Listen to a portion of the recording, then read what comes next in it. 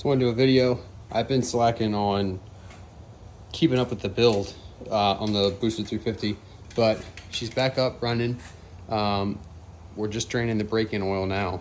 If anyone's wondering what I used the AMSOIL 30 weight brake-in oil.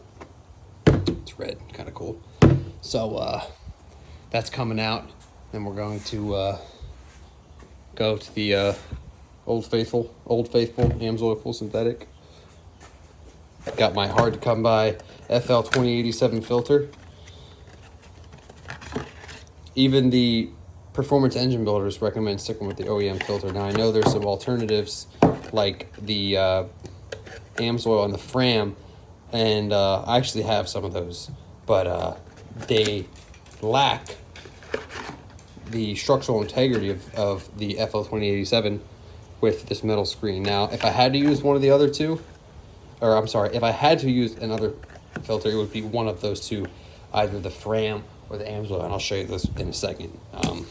These don't come with O-rings anymore, so luckily I had a bunch of O-rings with the AMSOIL and Fram ones that I'm going to use with this, because everyone is getting El Cheapo because of the shortages, which are absolutely fucking asinine. So, come over to the engine. I got a little drain, so I'll get that in a few minutes. But yeah, so Gen 2 Voodoo sleeved custom fast forward race engine sleeves. What else? I'll post the build sheet on my Instagram so you guys can check it out. But off the top of my head, we got the sleeve 5.2 using the factory flat plane crank, Oliver connecting rods, Manley pistons. I'm not sure what the piston rings are, but basically stock heads, stock valve train. They replaced 2 cams, upgraded some valve springs, all new timing components. So really just a built bottom end, otherwise a factory top end. Good for 1400 horsepower. Fast forward race engines, really great to work with. They really give you that good warm and fuzzy. They keep you in the loop with things. You know, and I dropped the motor off in January and had it back pretty much exactly 12-ish weeks after, so I really can't complain. And it took me about a month to get everything put together.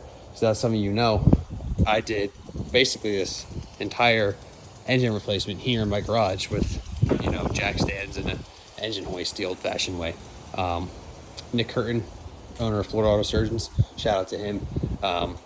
He's the one who had boosted this car originally on the stock motor. I was going to do it myself, but due to time strength and stuff like that, I had him do it. He came highly recommended.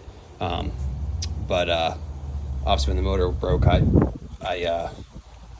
said, you know what, let's do this. So pulled it out here in the garage. Some of you know, you can see that on my Instagram. I got some posts with that. But once I got everything buttoned up with the motor put back in and everything, I took it down to him to do the fuel system. I'm sure I could have done it on my own, but you know, he's got a wide variety of knowledge when it comes to Coyote and just, you know, modern Ford and modular motors. You know, it just helped having a second set of experienced eyes kind of go through and make sure everything was good to go. So yeah, so far so good. We got like 300 miles on the new motor. Just changed the brake-in oil, so now we're putting in the synthetic. Once Monday comes, we will do a little bit of data logging just to button up the tune a little bit, but otherwise she feels pretty good. Let's go over here and show you the filters so I can show you what I'm talking about. Or I'll grab them and bring them over to the workstation.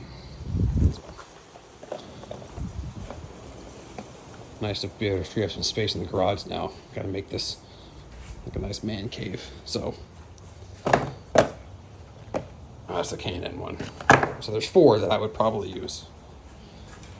I'm not editing because fuck that. We want it raw.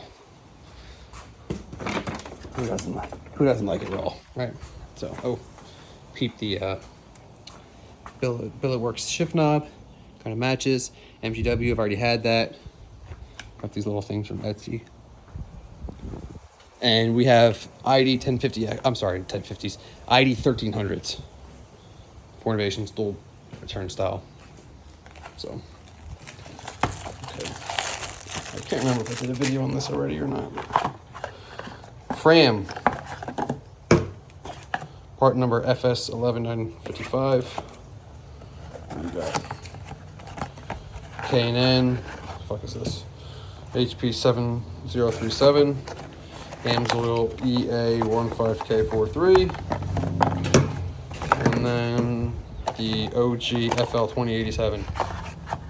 I bought 5 of these off eBay. I paid way too fucking much. I'm kind of ashamed, but even the even the performance engine builders recommend using this oil filter, so it seemed worth it to me. Now, this Fram made in China part. What is this? Looks to be, if I'm not mistaken, it's the exact same part as the Amsoil. So part number's the same, is it?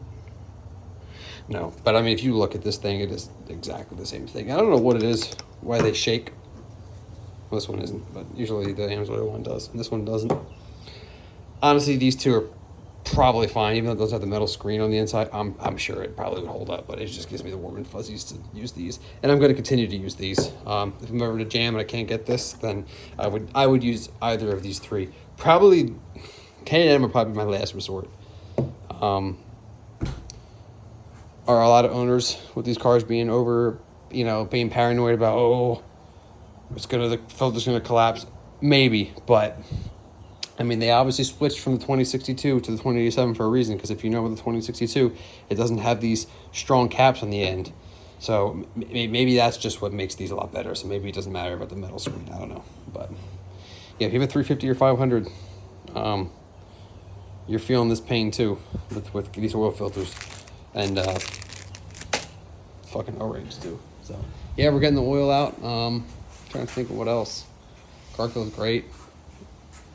P51 wheels, NT05s, they're okay. I wanted the R2s, but when I ordered them and I went to go pick them up, I had a nice surprise that, oh yeah, joke's on you, nerd.